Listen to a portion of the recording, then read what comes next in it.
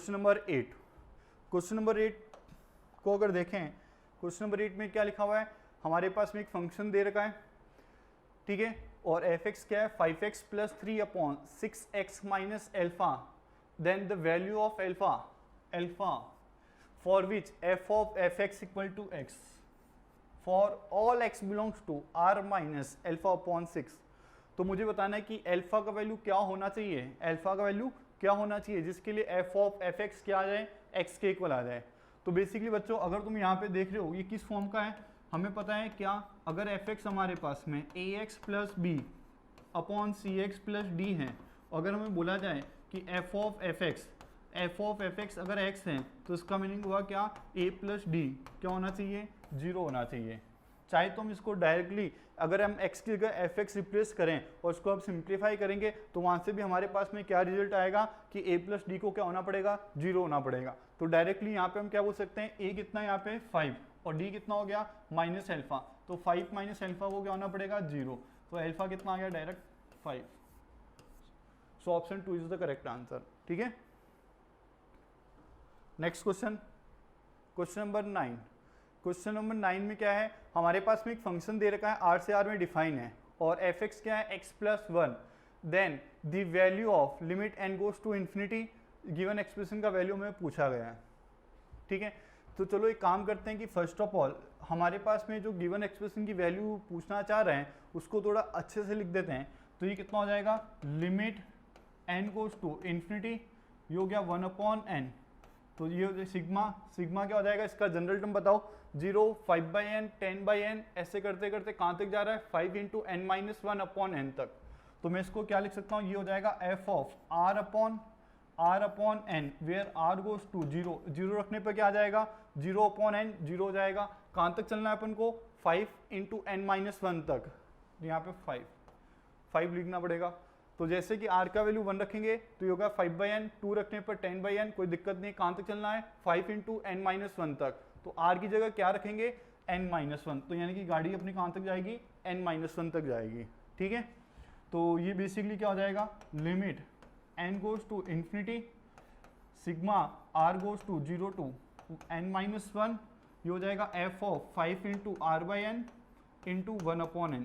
तो हम डायरेक्ट बोल सकते हैं क्या, ये इंटीग्रेशन में कन्वर्ट हो जाएगा, r/n क्या हो गया x, 1/x क्या हो जाएगा dx, और इसकी लिमिट क्या हो जाएगी r/n, r का वैल्यू जब 0 है, limit n goes to 0 n goes to infinity, तो क्या देगा ये 0। अगर r का वैल्यू n-1 है तो n-1/n limit n goes to infinity क्या देगा 1। क्लियर है मेरी बात, यहाँ 5, ठीक है। तो बेसिकली हमें क्या पता लगा कि जो गिवन एक्सप्रेशन है उसकी वैल्यू किसके इक्विवेलेंट होगी, integration 0 to 1 f of 5x dx।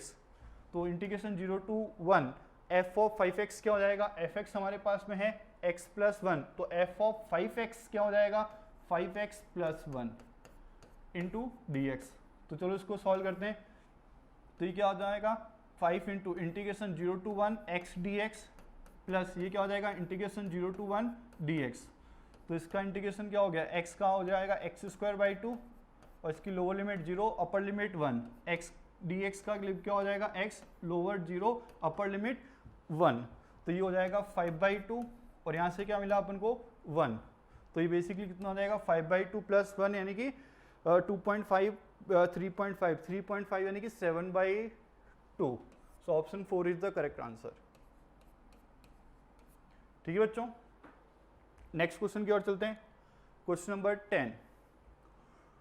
Question number 10 में क्या है, late A, B and C be 3 events such that the probability that exactly one of A and B occur is 1 minus k, exactly one of B and C occur is 1 minus 2k, exactly one of C and A occur is 1 minus k, and the probability of all A, B and C occur simultaneously is k square, where k goes to greater than 0 and less than 1, then probability that at least one of A, B and C occur is okay। तो पहले हम देखें कि हमारे पास में event कितने हैं 3, इवेंट कितने हैं 3, तो वेन डायग्राम बना लेते हैं। ये हो गया हमारे पास में इवेंट A की बात हो गई, ये B की बात हो गई, ये C की बात हो गई।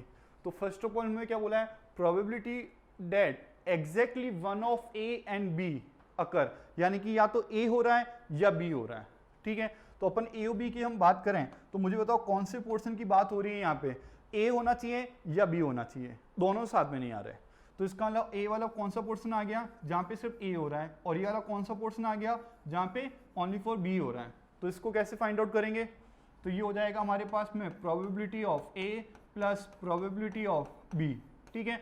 जब मैंने प्रोबेबिलिटी ऑफ ए किया तो हमें पता लगा कि ये वाला रीजन भी आ गया, जब मैंने प्रोबेबिलिटी ऑफ बी ऐड किया तो ये वाला रीजन भी वापस आ गया। तो ये वाला रीजन कितनी बार आ रहा है, 2 टाइम्स, लेकिन अपन को ये वाला रीजन चाहिए क्या, नहीं, इसका अपन को क्या करना पड़ेगा, माइनस करना पड़ेगा। तो ये क्या हो गया, 2 times probability of A intersection B. तो ये कितना दे रखा है हमें क्वेश्चन में, 1 माइनस के, ठीक है। और सिमिलरली बी एंड सी की बात हो रही है, तो सिमिलरली मैं क्या बोल सकता हूँ, probability of B plus probability of C minus 2 times probability of B intersection C. ये क्या हो जाएगा, 1 minus 2k and probability that exactly one of C and A. तो सी एंड ए का क्या होगा, probability of C plus probability of A minus क्या हो जाएगा, 2 times probability of A intersection C equal to क्या दे रखा है ये, 1 माइनस के। चलो फिर उसके बाद में दे रखा है कि ए बी एंड सी अगर साइमल्टेनियसली तीनों के तीनों हो रहे हैं सेम टाइम पे साइमल्टेनियसली, इसका मतलब कौन सी बात हो रही है, ये वाले रीजन की। ये वाला रीजन कौन सा है, A intersection B intersection C. तो हमारे पास में क्वेश्चन में गिवन है कि probability of A intersection B intersection C क्या दे रखा है ये, के स्क्वायर।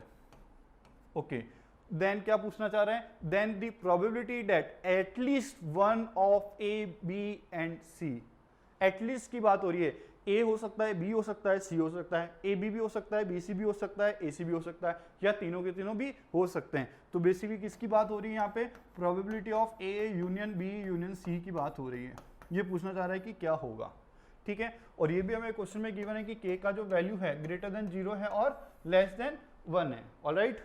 तो अब अपन को क्या करना है, ये हमारे पास में जो 4 कंडीशंस आई है, 4 इक्वेशन जो आई है, इसको यूज करते हुए अपन को A union B union C union A union B union C union की A union B union C की बात करनी है और उसके प्रोबेबिलिटी की बात करनी है।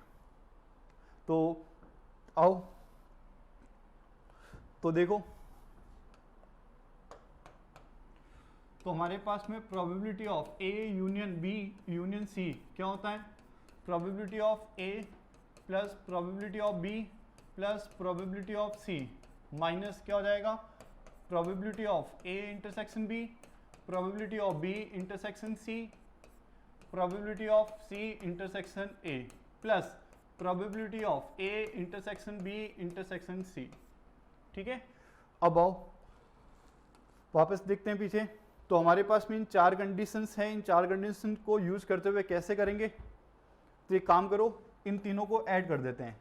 जैसे मैंने तीनों को ऐड किया तो हमें क्या मिलेगा, probability of A plus probability of B minus probability of A intersection B, probability of B intersection C, probability of C intersection A equal to क्या हो जाएगा, पी ए 2 पी ए हो जाएगा, P B 2 B, P C 2 P C हो गया, और यहाँ पे भी सब 2 टाइम्स है। तो इनको ऐड किया 1 1 1 कितना हो गया 3, माइनस का के माइनस का 2k माइनस का के माइनस का 4k। तो ये हमें बेसिकली क्या दे रहा है, 3 माइनस 4k, और यहाँ से 2 को कॉमन लेंगे तो नीचे चला जाएगा, तो आ जाएगा 3 माइनस 4k अपॉन 2। ये हमारे पास में इसकी वैल्यू आ गई।